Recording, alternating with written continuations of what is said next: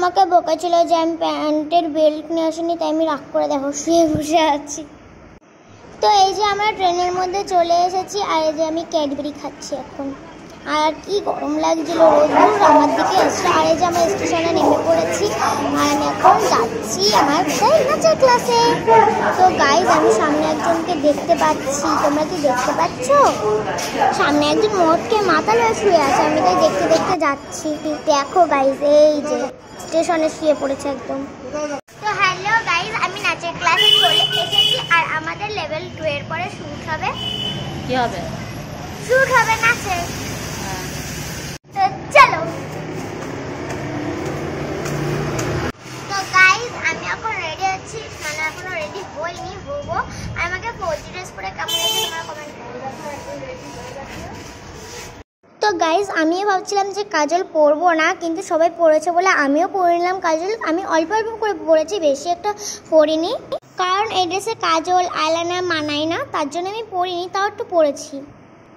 তো গাইজ আমার বান্ধবী রেডি হয়ে গেছে, হাই। আর আমি রেডি হচ্ছি আমার এখনো ফেভারিট লেভেলে। তো গাইজ আমি রেডি হয়ে গেছি, আর লাবণ্যও রেডি হয়ে গেছে। তো আমরা এখন না 7টার সময় শুট হবে আমাদের, যেরকম ক্লাস হয় সেরকম সময় আমাদের শুট হবে। ঠিক আছে বল। হ্যালো ফ্রেন্ড, সবাইকে গুড আফটারনুন। তো এখন শুট হবে লেভেল 2, ছুটি হয়ে যায়। তো মিষ্টি রেডি হয়ে গেছে, আর আমিও রেডি হয়ে গেছি। তো দেখতে থাকো সবাই যে শুট কটা পর্যন্ত হয়।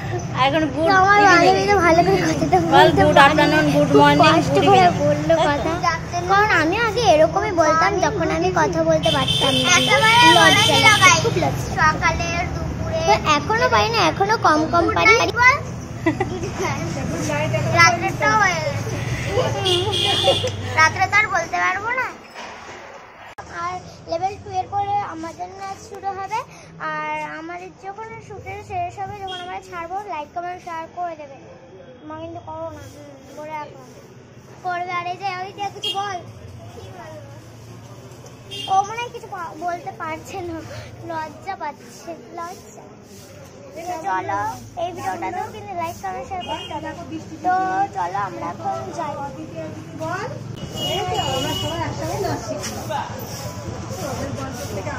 দেখি দেখি দেখি, তুই মোটা করে দিচ্ছি বল। হ্যাঁ, তো এই যে গাইস লেভেল 2 এর ছুটি হয়ে গেছে, আমরা এখন ঢুকবো ভেতরে, নাহলে ভিড়ের মধ্যে আমরা ঢুকতে পারবো না। তো এই যে আমরা ভেতরে ঢুকে নাচ প্র্যাকটিস করছি, আর আমাদের নাচ প্র্যাকটিসটা কেমন হচ্ছে তোমরা কমেন্টে বলবে। আর ফর্ম ফিলটা দিয়ে দেখলাম নাচের মধ্যে কোনো অসুবিধা না হয়। এখনো অনেকটা আসতে বাকি আছে, আমরা আগে এসেছিলাম যাতে আমরা তাড়াতাড়ি রেডি হয়ে নিই।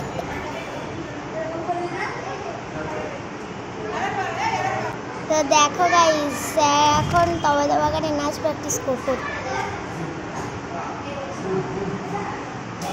আর এটা স্যারেরই স্টুডেন্ট। বাংলাদেশ যুদ্ধ হচ্ছে, যাও যেখানে যুদ্ধটা হচ্ছে সেখানে কিন্তু তোমরা অফিসারগুলো সব চলে যাও বলে, ওখানে যুদ্ধটা থামানোর দরকার। আর স্যার আমাদের বলছে বাংলাদেশে যেতে, ওইখানে যুদ্ধ হচ্ছে। যে এখানে আমরা ছবি তুলছি, আর আন্টিরা আমাদেরই ছবি তুলছে, দেখো কত আন্টি ছবি তুলছে।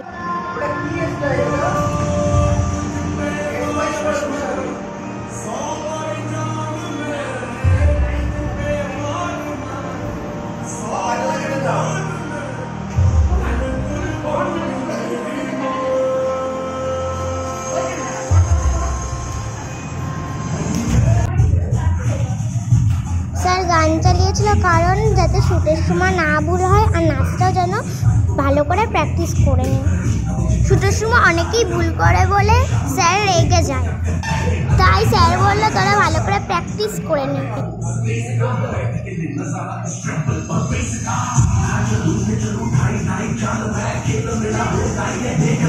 এই নাচটা আমরা 5 দিনে তুলে ফেলেছি, অনেক বড় বড় করে নাচ শেখাচ্ছিল বলে আমরা 5 দিনেই তুলে ফেলেছি। তো এই নাচটা কেমন লাগছে তোমরা কমেন্ট করে বলবে। আমাদের অনেক কষ্ট হয়েছে, এত জিমন্যাস্টিক, উঠা বসা, শুয়ে নাচ করা তো আরও কষ্ট হয়।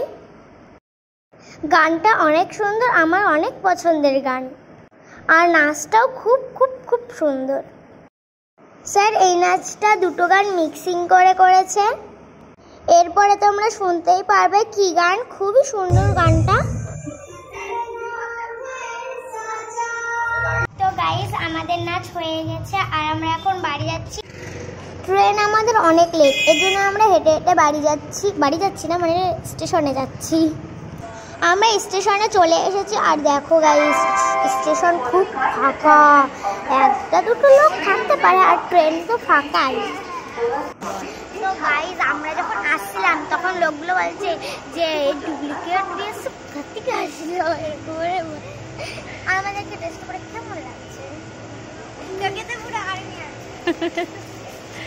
তো গাইস আমার নাচ করতে করতে খুবই কষ্ট হয়ে যায়, তার জন্য আমি ঘুগনি কিনে নিয়েছি, কারণ আমার ঘুগনি অনেক ফেভারিট। আর আঙ্কেলগুলো বলছে যে তোকে তো হেভি লাগছে, একদম আর্মি লাগছে।